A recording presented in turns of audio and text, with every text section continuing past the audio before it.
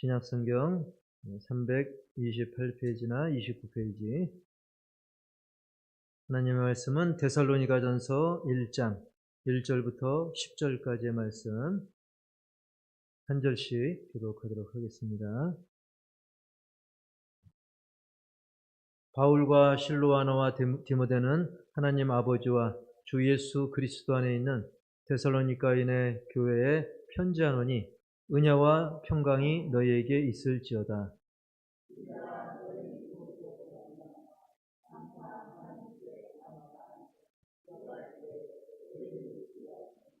너희의 믿음의 역사와 사랑의 수고와 우리 주 예수 그리스도에 대한 소망의 인내를 우리 하나님 아버지 앞에서 끊임없이 기억하매니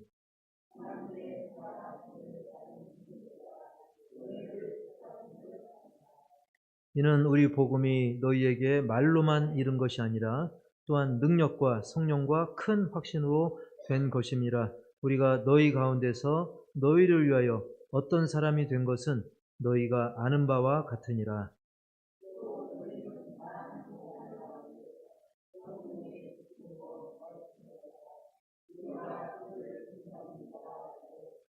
그러므로 너희가 마게도냐와 아가야에 있는 모든 믿는 자의 본이 되었느니라.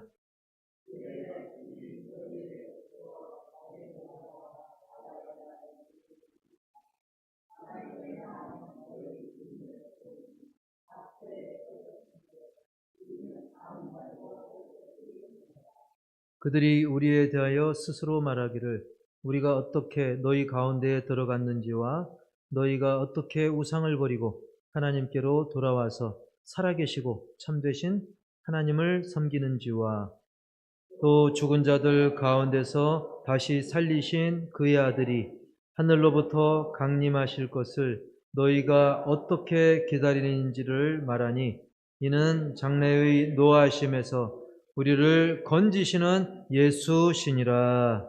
아멘. 우리 말씀 제목 시작. 성령의 기쁨.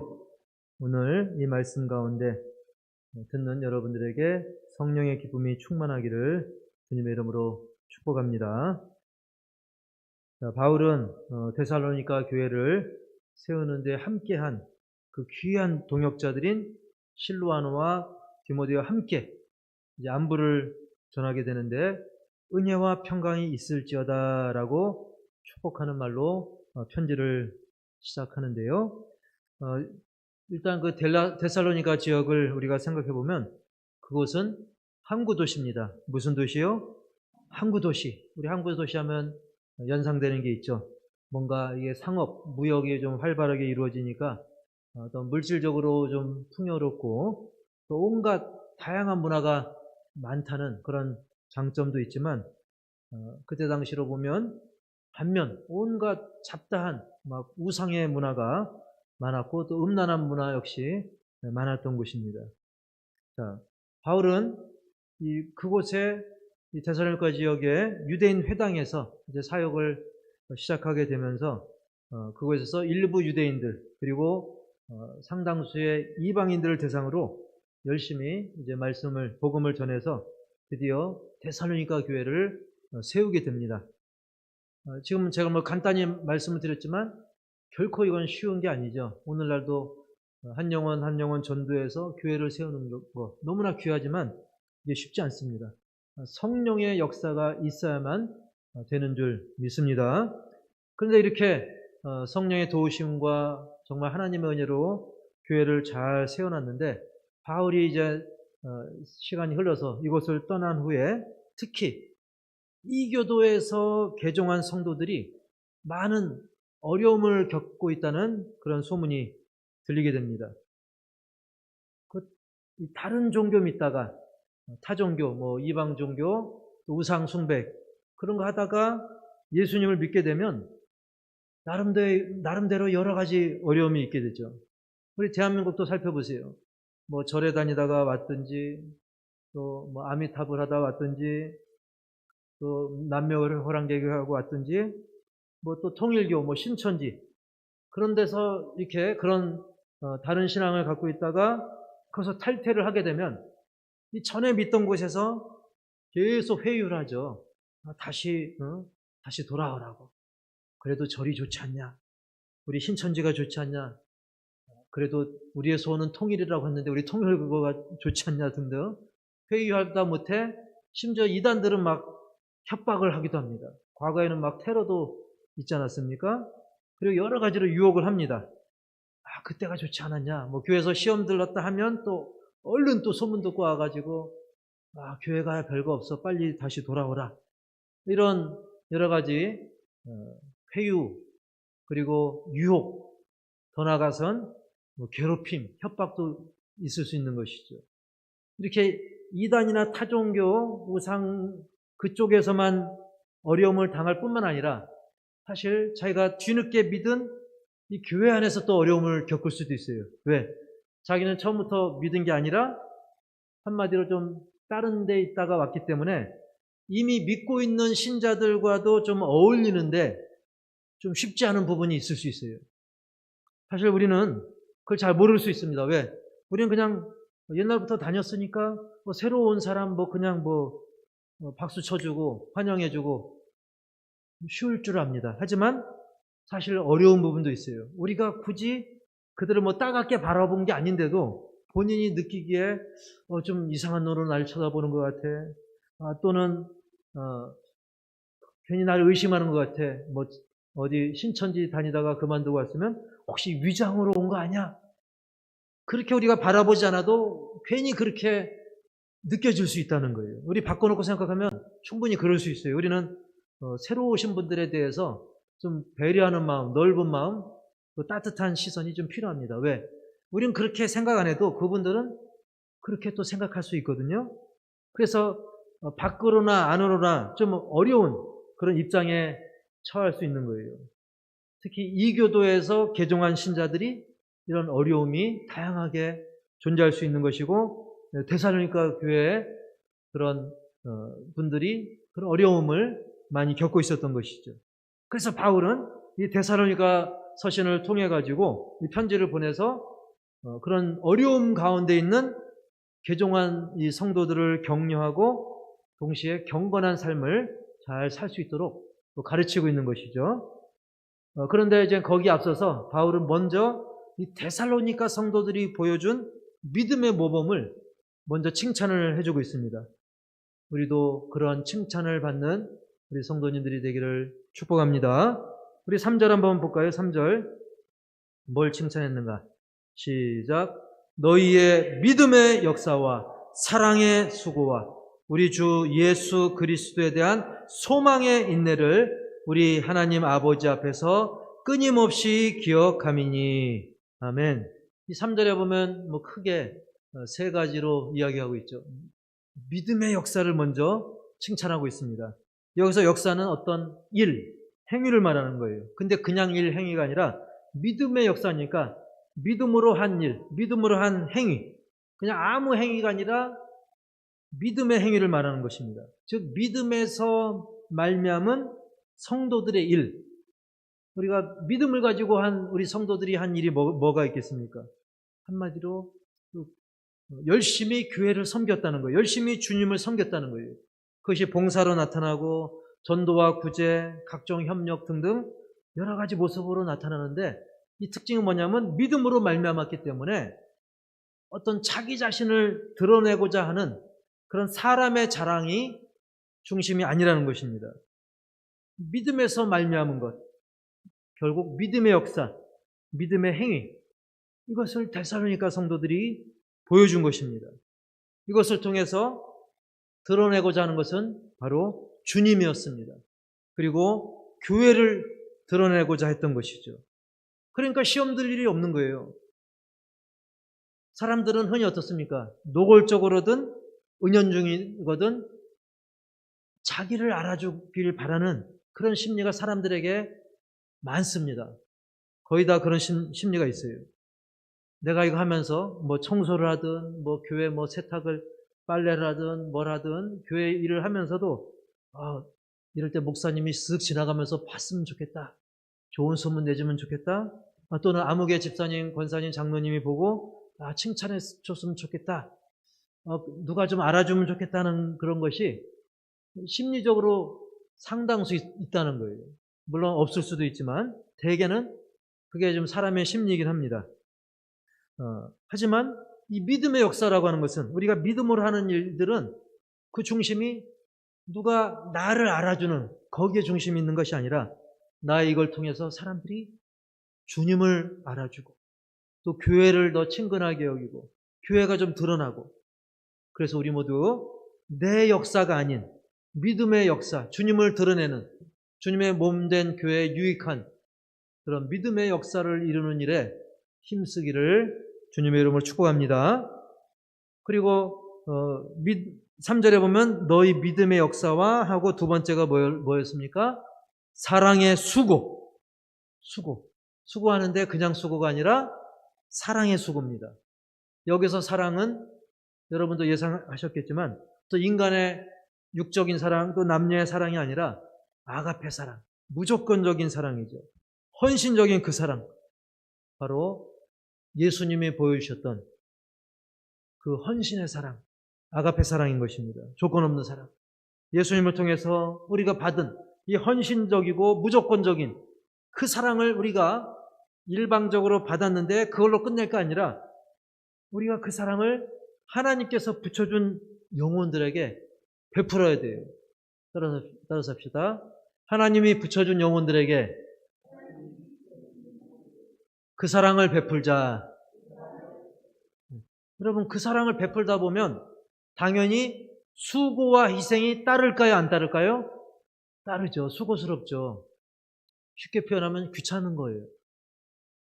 내가 주님께로부터 받은 사랑을 내 주변의 사람들에게, 또 새신자에게, 좀 뭔가 부족한 사람들에게, 내 이웃에게, 심지어 원수가 될지라도 그 누군가에게 그 사랑을 누군가에게 베풀려고 한다면 당연히 수고와 희생이 따릅니다. 한마디로 귀찮음이 따른다는 거예요. 우리가 사랑하는 자녀나 사랑하는 부모님에게도 뭔가 내가 사랑을 베풀 때도 때로는 힘들잖아요. 때로는 버겁잖아요. 하물며 나랑 육적인 가족도 아닌데 다른 사람들에게 하나님이 붙여준 그 영혼들에게 나랑 피 한 방울 안 섞인 사람들에게 그 사랑을 베푼다? 쉽지 않습니다. 좀 전에 가족 얘기를 했지만 흔히 육아는 끝이 없다라고 그러잖아요. 고등학교 졸업하면 끝날 줄 알지만 끝납니까? 아니죠. 진학을 하든지 취직할 때까지. 그럼 또 끝납니까? 이제 결혼할 때까지. 아이고 시원하다 결혼시켰으니 이제 알아서 살아라. 끝납니까? 아니죠. 또 신경 쓸 일이 생깁니다. 명절 때라든지 또 나중에 손주들 생긴다든지 그럼 또 끝납니까? 또 그 손주가 자랄 때까지 끝이 없습니다. 그리고 어느 정도 이제 자녀 문제 이제는 마무리했다 싶으면 또 이제 어르신들 이제 어르신들이 이제 아기가 되어 있어요. 어느 날 보면. 그래서 돌봄을 또 필요로 합니다. 그래서 우리의 인간의 수고는 어차피 끝이 없는데 이제는 우리는 사랑의 수고를 아끼지 말아야 된다는 거예요. 그것도 내 가족이 아닌 신령들에게. 영적인 가족. 예수 그리스도를 믿음으로 말미암아 예수 안에서 한 가족, 한 몸 된 우리 성도들 간에 비록 혈육은 달라도 예수 보혈의 공로로 맺어진 우리 성도들 간에 우리가 사랑의 수고를 해야 된다는 거예요. 그래서 어려운 게 당연합니다. 따라서 합시다. 어려운 게 당연하다. 당연한 걸 우리가 인정하고 근데 우리 예수님은 더 어렵게 더 힘든데도 우리를 사랑해 주셨잖아요. 그 사랑을 우리가 받았잖아요. 우리가 그 사랑을 힘입어서 그 아가페 사랑을 우리가 아끼지 않기를 주의 이름으로 축복합니다. 아시다시피 우리 한 영혼 전도하기가 얼마나 귀한 시대입니까? 그런데 그렇게 해서 어떻게든 새신자가 왔는데 새신자가 이 뿌리도 내리기 전에 간혹 그 새신자에 대해서 이러쿵저러쿵 이렇게 신경 쓰이네 저렇게 신경 쓰이네 이런 핑계로 저런 핑계로 그냥 또 말 한마디 말 실수하다 보면 또 그 잘못 신경 쓰다 보면 오히려 그 영혼이 뿌리 내리지 못하고 떠나가는 그런 엄청난 결과로 이어질 수 있다는 거예요. 그런 의도는 없었다 하지만 과연 주님이 그걸 보시고 어떻게 여기실까를 우리는 생각해야 됩니다. 그래서 여러분 뭐 수고하고 계신 줄 알지만 따라서 합시다. 조금만 더 수고하자. 우리가 한 영혼을 얻기 위해서, 그리고 주님이 보내주신 그 한 영혼이 뿌리 내리기 위해서 좀 더 수고하는 게 필요한 거예요. 그래서 제가 잊을만 하면 귀찮게 여러분 뭐 또 새로운 사람이 올 수 있으니 주차할 때도 좀 신경 써서 안쪽으로 좀 합시다. 내가 막 라카 뿌리고 뭐 그러잖아요. 저도 얼마나 귀찮겠습니까? 또 자리 오늘 수요일이야 괜찮겠지만 주일 같은 때는 예고 없이 또 막 어떤 가족이 오기도 하고 그러니까 제가 되도록 우리 기존 신자들은 좀 앞쪽으로 앉읍시다. 이런 거부터 해서 좀 밝은 표정 하세요. 이러세요, 저러세요. 제가 입이 아프도록 왜 귀찮은 이 수고를 제가 전합니까? 아멘도 잘합시다. 박수 잘 칩시다. 대답 잘합시다. 제가 시어머니처럼 잔소리 하는 이유가 뭐겠습니까? 바로 한 영혼이라도 우리가 이 사랑의 수고를 통해서 그 영혼이 뿌리 내리는데 정말 먼지 한 톨만큼이라도 우리가 도움이 되도록 제가 그런 이야기도 하는 것입니다. 그래서 우리 모두가 데살로니가 성도들이 그랬던 것처럼 사랑의 수고를 지금도 하고 계시지만 좀 더 수고해서 좀 더 많은 영혼들을 얻도록 힘쓰시고, 또 그게 내 마음대로 잘 안 되니까 성령의 도우심을 구함으로 우리의 사랑의 수고가 헛되지 않는 그런 좋은 열매를 거두기를 축복합니다. 이렇게 믿음의 역사가 있었고 사랑의 수고가 있었고, 그 다음에 어떤 인내가 있어요? 소망의 인내. 우리 주 예수 그리스도에 대한 소망의 인내. 어떤 소망이냐면 우리 주 예수 그리스도에 대한 그런 소망의 인내. 솔직히 소망이 없으면 인내하기가 어렵죠. 그냥 막연히 인내해. 어렵습니다. 그런데 소망이 있다면, 그렇지, 나에게 부활의 소망이 있지, 천국 영생의 소망이 있지, 그래 참자.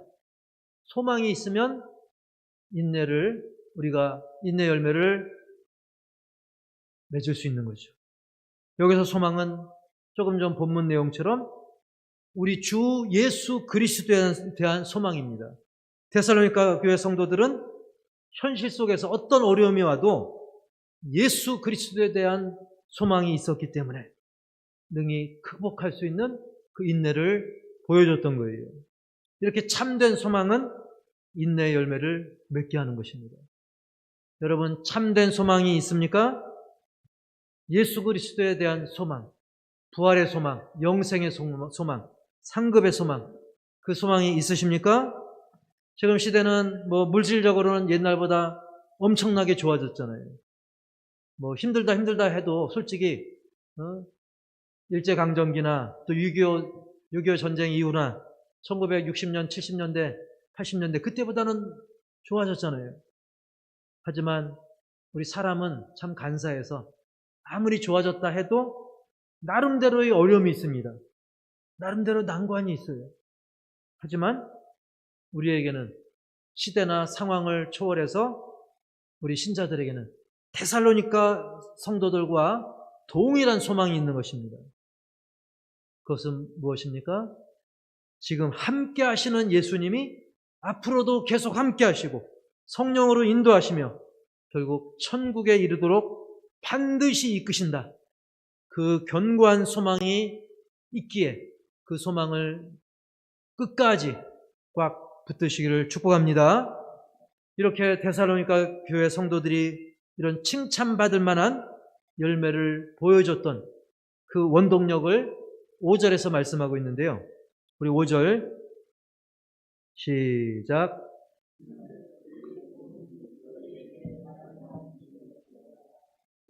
능력과 성령과 큰 확신으로 된 것임이라. 아멘. 이는 우리 복음이 너에게 말로만 이룬 것이 아니라 또한 능력과 성령과 큰 확신으로 된 것이라고 했습니다. 근데 이 능력, 성령, 확신, 이건 이게 따로따로가 아닌 것인데요. 다 연결이 되어 있죠. 무엇보다 그들은 복음을 그저 말로만 지식으로만, 겉핥기로만 받은 게 아니었습니다. 성령의 역사로 복음의 말씀을 확신하니까 본문에 큰 확신이라고 되어 있죠. 복음의 능력이 나타나는 거예요. 그래서 이는 우리 복음이 너에게 말로만 이룬 것이 아니라 또한 능력과 성령과 큰 확신으로 된 것입니다. 이렇게 능력, 성령, 확신 이게 서로 함께 연결되는 것이죠. 이러한 초대교회 모습은 그야말로 불같은 역사, 방언, 병고침, 그리고 환난과 핍박과 순교의 상황 속에서도 굴하지 않는 놀라운 역사가 많았던 것을 우리는 알고 있죠. 물론 그 역사의 중심은 역시 성령님인 것입니다. 그리고 데살로니가 교회는 6절 말씀처럼 우리 6절 다 같이 시작. 또 너희는 많은 환난 가운데서 성령의 기쁨으로 말씀을 받아 우리와 주를 본받은 자가 되었으니. 아멘. 말씀을 받을 때 뭘로 받아요? 성령의 기쁨으로 말씀을 받았다고 했습니다. 그리고 말씀을 받을 때 왜 하필 목사님이 이 말씀 지금 하지? 혹시 아무개 집사가 목사님한테 뭘 꼰질러가지고 나한테 회초리 때리는 말씀인가? 우리가 그게 아니라 우리 말씀을 받을 때는 성령의 기쁨으로 말씀을 받으시기 바랍니다. 그리고 오늘 이 6절 말씀을 자세히 보면 여기 보니까 많은 환난이 나와요. 근데 많은 환난 가운데서 성령의 기쁨으로 받는다 그랬어요. 잘 보세요. 환난과 기쁨 이게 사실 연결이 안 되는 거거든요. 환난이 많으면 어때요? 기쁨은커녕 고통이 많잖아요. 환난이 많으면 괴롭잖아요. 근데 환난이라는 단어가 나오고 기쁨이라는 단어가 바로 나옵니다. 서로 연결이 안 됩니다. 하지만 우리 안에 성령님이 계시면 우리에겐 구원의 확신, 참된 소망 그것이 있기 때문에 환난이 있다 할지라도 오히려 그것을 달게 받고 거꾸로 기쁨을 누리는 그런 계기로 승화가 된다는 거죠. 변한다는 겁니다. 그래서 도리어 예수님도 이런 말씀하셨죠. 팔복을 말씀하시면서 마태복음 5장 10절 시작. 의를 위하여 박해를 받은 자는 복이 있나니 천국이 그들의 것임이라. 아멘. 박해받고 핍박받고 환난당하면 솔직히 인간적으로는 복받은 게 아니잖아요. 근데 예수님은 그 사람이 복이 있다. 의를 위하여 박해를 받은 자. 왜? 천국이 그들의 것이니까. 11절 12절 시작. 나로 말미암아 너희를 욕하고 박해하고 거짓으로 너희를 거슬러 모든 악한 말을 할 때에는 너희에게 복이 있나니 기뻐하고 즐거워하라. 하늘에서 너희의 상이 큼이라. 아멘. 욕먹고 박해받고 거짓말로 막 오해 당하고 악한 말 당하고 근데 복이 있다고 그랬어요. 오히려 기뻐하라고 그랬습니다. 즐거워하라 했습니다. 왜? 하늘에서 너희의 상이 큼이라. 예수님 때문에 박해받는 거. 예수님 때문에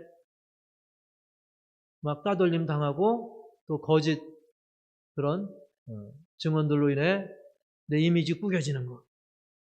그럼에도 불구하고 하늘에 큰 상급이 예비되었으니 오히려 기뻐하고 즐거워할 수 있는 것입니다. 이 기쁨은 인간적인 계산이 아니라 성령의 기쁨인 거예요. 성령님께서 주시는 기쁨. 그 사람이 핍박 환난 속에서도 웃을 수 있는 것은 뭔가 머리가 부족해서 모자라서 실실 웃는 그런 기쁨이 아닙니다. 성령의 기쁨은 세상의 환난 핍박을 능히 이기고도 남을 정도로 그 기쁨의 크기와 깊이가 완전히 다른 것입니다. 차원이 다른 것입니다. 그 기쁨이 너무나 위대하기 때문에 성령이 주시는 기쁨이기 때문에 세상의 기쁨과는 다른 거예요. 세상에서의 기쁨은 조금만 핍박 환난이 있어도 금방 웃음기 사라지고 금방 우울해집니다. 하지만 성령님이 주시는 기쁨은 세상 핍박 환난도 그 기쁨을 없앨 수 없는 것이죠. 이 넓은 바닷물에 소금 한 숟갈 넣는다고 해서 더 짜질까요? 그렇지 않죠. 워낙 바다가 넓고 워낙 염도가 있기 때문에 소금 한 스푼 넣는다고 더 짜지지 않습니다.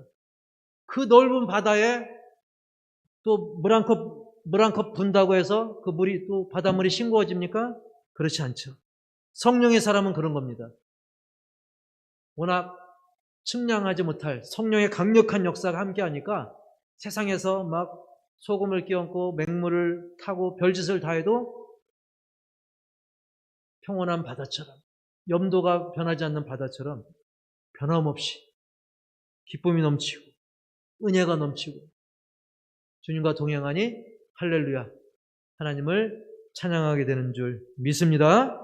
성령이 주시는 기쁨이 있으면 막 사람들이 흔들어도 흔들리지 않는 것입니다. 세상 풍파가 몰아쳐도 그까짓 거 끄떡없이 견뎌내고 마는 것이죠. 그 깊이, 그 넓이, 세상과는 비교할 수 없기 때문인 것이죠. 할렐루야. 그러므로 우리 모두 첫 번째 제목 시작. 성령의 기쁨을 누리자. 성령이 주시는 그 기쁨. 우리 찬송가 가사 중에 그런 가사 있죠. 성령이 오셨네, 할렐루야 함께 하시네. 내가 매일 기쁘게 그 찬양에 보면 어두운 길을 걸으며 밤낮 기뻐하는 것 주의 영이 함께함이라. 성령님이 함께하시면 어두운 길을 걷는다 할지라도 우리는 밤낮으로 기뻐할 수 있는 것입니다. 그래서 데살로니가전서 5장 16절 시작. 언제 기뻐하라? 항상.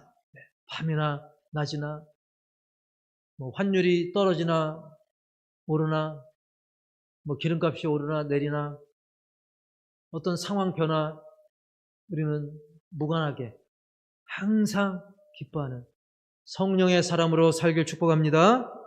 그리고 디모데후서 3장 1절부터 4절에 보면 다소 긴데 제가 다 이렇게 적어놓은 이유가 있는데요.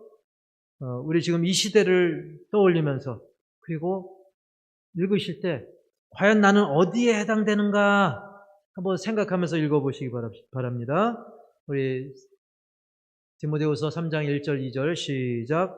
너는 이것을 알라. 말세에 고통하는 때가 이르러 사람들이 자기를 사랑하며 돈을 사랑하며 자랑하며 교만하며 비방하며 부모를 거역하며 감사하지 아니하며 거룩하지 아니하며 무정하며 원통함을 풀지 아니하며 모함하며 절제하지 못하며 싸나우며 선한 것을 좋아하지 아니하며 배신하며 조급하며 자만하며 쾌락을 사랑하기를 하나님 사랑하는 것보다 하며 더하며. 읽으시면서 혹시 나는 이건데 나는 이 부분에 걸리는데 혹시 하나라도 찔리는 게 혹시 있으십니까? 저도 보면 있는 것 같은데 우리가 말세가 다가올수록 또 시대가 어려워질수록 사람들의 모습이 이렇다는 거예요. 우리는 이런 세상의 흐름, 세상의 파도에 휩쓸리지 말라는 것입니다. 오히려 구원의 기쁨으로 주님 동행하심, 또 성령이 동행하신다는 그 기쁨, 천국의 확신, 그리고 나에게 사명 주신 것도 감사하는 마음, 그야말로 항상 기뻐하고 범사에 감사할 때, 그리고 쉬지 말고 기도하는 가운데 기쁨이 충만하시기를 주님의 이름으로 축원합니다. 성령의 기쁨을 계속해서 쉼없이 누리시기 바랍니다. 그리고 두 번째로는 제목 시작. 믿는 자들의 모범이 되자. 아멘. 우리 8절 시작. 주의 말씀이 너희에게로부터 마게도냐와 아가야에만 들릴 뿐 아니라 하나님을 향하는 너희 믿음의 소문이 각처에 퍼졌으므로 우리는 아무 말도 할 것이 없노라. 아멘. 우리 호산나 교회를 생각할 때 너무나 좋은 소문이 이 동네 저 동네 그리고 각처에 원근 각처에 다 퍼졌기 때문에 우리 호산나 교회 하면 더 이상 말할 게 없어. 너무 잘해. 너무 은혜로워. 데살로니가 교회가 그랬다는 것인데 우리 교회가 그런 교회이기를 주님의 이름으로 축복합니다. 그런 아름다운 믿음의 소문. 예를 들면 남양 장터에 갔는데 또 향남에 갔는데 또 군포 안산에 갔는데 사람들이 호산나 교회 비봉 하면서 혀를 차면서 안 좋은 얘기 나오면 얼마나 안타깝겠습니까? 그게 아니라 호산나 교회 뭐라고? 호산나 교회? 야, 거긴 굳이 말할 필요가 없어. 정말 천국이 따로 없어. 기쁨이 넘쳐. 감사가 넘쳐. 은혜가 넘쳐. 그런 소문이 각처에 퍼지는. 그러려면 어떻게 해야 돼요? 우리 먼저 믿은 자들이 모범이 되어야 되는 거예요. 그래서 이제 우상을 버리고 하나님께 돌아와서 살아계신 하나님을 섬기면서 인근각처 원거리 심지어 세계 만방의 선교지에까지도 좋은 소문난 데살로니가 교회와 같은 우리 호산나 교회, 심지어는 불신자들까지도 근처에 절에 다니는 분들, 예수 안 믿는 사람들까지도 우리 교회를 보면서 은혜를 받는, 뭔가 나도 교회 가고 싶다 하는 그런 교회가 될 수 있도록 우리 한 사람 한 사람이 본이 되시길 축복합니다. 그러기 위해선 세 번째로 시작. 참 믿음과 참 소망의 증거자가 되자. 아멘. 10절 말씀 시작. 또 죽은 자들 가운데서 다시 살리신 그의 아들이 하늘로부터 강림하실 것을 너희가 어떻게 기다리는지를 말하니 이는 장래의 노하심에서 우리를 건지시는 예수시니라. 아멘. 부활하시고 죽으시고 부활하신 주님이 다시 오실 것, 재림할 것을 어떻게 소망하는지를 증거했던 이 데살로니가 성도들, 우리도 그들을 본받아서 예수님의 그 십자가 대속의 죽음과 부활, 그리고 아직 때는 안 됐지만 언제 오실지 모르지만 곧 오실 예수님에 대한 소망을 증거하는 그런 증거자가 되자는 것입니다. 우리의 말로 그리고 우리의 삶으로 증거하는 참 믿음과 참 소망의 증거자가 되는, 그래서 좋은 소문이 점점 퍼져가는 저와 여러분 다 되기를 주님의 이름으로 간절히 축복합니다. 우리 찬양